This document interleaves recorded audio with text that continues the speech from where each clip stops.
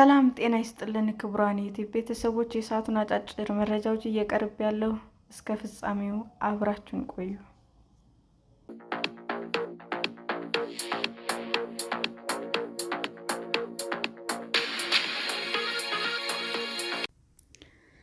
የኢትዮጵያ አየር መንገድ የካፒታል ማሻሻያ እንዲደረግለት እንደገና ጥያቄ ማቅረቡ ተሰማ።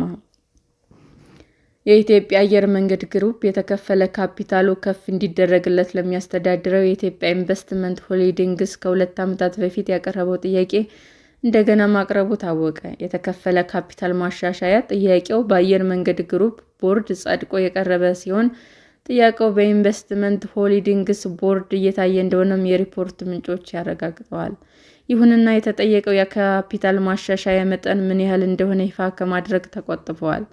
በኢትዮጵያ አየር መንገድ ለጉዳዩ ቅርበት ያላቸው የሪፖርተር ምንጮችም የካፒታል ጥያቄው በከፍተኛ አመራሮች በቅርበት ተይዞ እየተመራ እንዳለ ጠቁመዋል። የኢትዮጵያ አየር መንገድ ግሩፕ በጥቅምት ወር 2015 ዓ.ም ተመሳሳይ ጥያቄ ባቀረበበት ወቅት በየጊዜው የነበረው የተከፈለ የካፒታል መጠን ከ100 ቢሊዮን ብር ወደ 300 ቢሊዮን ብር ከፍ እንዲደረግለት ነበር ያቀረበው።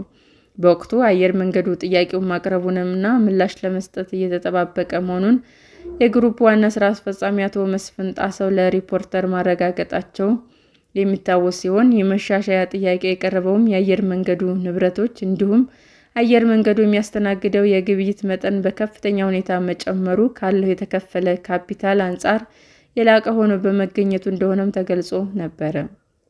አየር መንገዱ በ2017 በጀት ዓመት ከ7.6 ቢሊዮን ዶላር በላይ ገቢ ማግኘቱን ይፋ ማድረጉ አይዘነጋም።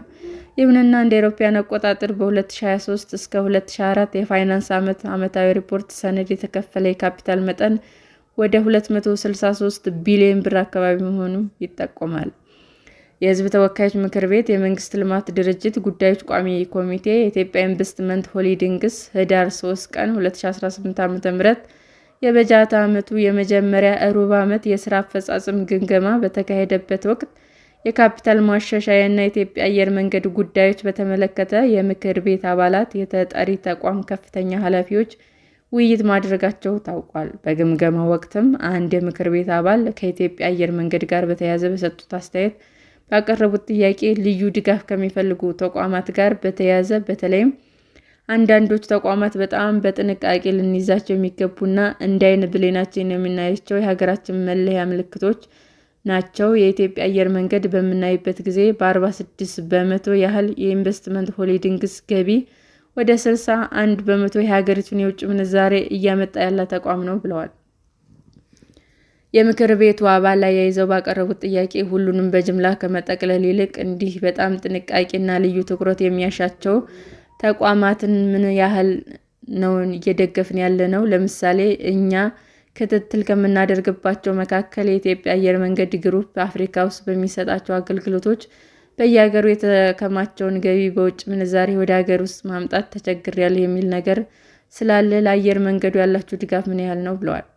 ካፒታል ጥያቄዎችን በተመለከተ የኢንቨስትመንት ሆልዲንግስ ምክትል ዋና ስራ አስፈጻሚ ወይዘሮ መልእክተ ሳህሉ በሰጡት ማብራሪያ በርካታ የልማት ድርጅቶች በመስክ ጉብኝትም ጭምር የካፒታል ጉዳይ ለፓርላማው በቀረበው ሪፖርት እንደ አንድ ትልቅ ማነቆ ሆኖ እንደተነሳም ጠቅሰዋል። ምክትል ዋና ስራ አስፈጻሚ የካፒታል ማሳደግ ጉዳይ ውስን የሆነ ሀብት ከመኖሩ ጋር የኢንቨስትመንት ሆነ የንግድ ሂደት ቀጣይነት ዘላቂነት ባለው መንገድ እንዲኖረው ከማድረግ ከልማት ድርጅቱ በኩል በተጨማሪ በሀገር ደረጃ ትርፍ የመክፈል ኃላፊነታቸውም እነዚህን 3 መሰረታዊ ጉዳዮች ሚዛን አስጠብቀው መሄድ ስለሚገባ እነዚህን ታሳቢ ተደርጎ የሚታይ ነው ብለዋል። አቅም ቢፈቅድ ለሁሉም ለአርባውም የልማት ድርጅቶች የካፒታል ማሻሻያ ማድረግ ብንችል እንወድ ነበር። ነገር ግን የቅድሚያ ክፍያ የሚሰጣቸው እየለየን ሀሳብ እቅዳቸውን እያየን የትኞቹ ናቸው አፋጣኝ የካፒታል ማሻሻያ ካላደረግንላቸው በሚቀጥሉት ዓመት የህልውና ስጋት ሊገጥማቸው የሚችሉ የሚለውን እየለየን እያስተናገድ ነው የሚል ምላሽ ሰጥተዋል።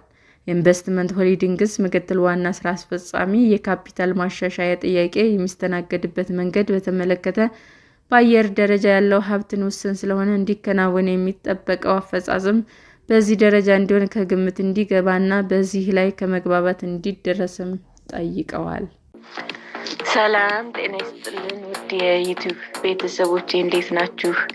አዲስ ጀማሪ ነኝና ሰብስክራይብ ያደረጋችሁ አበረታቱኝ። አመሰግናለሁ። አጫጭር መረጃዎች ይህንን ይመስል ነበር። በሌላ መረጃ እስክንገናኝ ሼር፣ ላይክ፣ ሰብስክራይብ እንዲሁም ቢቀርብልን የምትሉት መረጃ ካለ ኮመንት እያደረጋችሁ ቸር ቆዩን።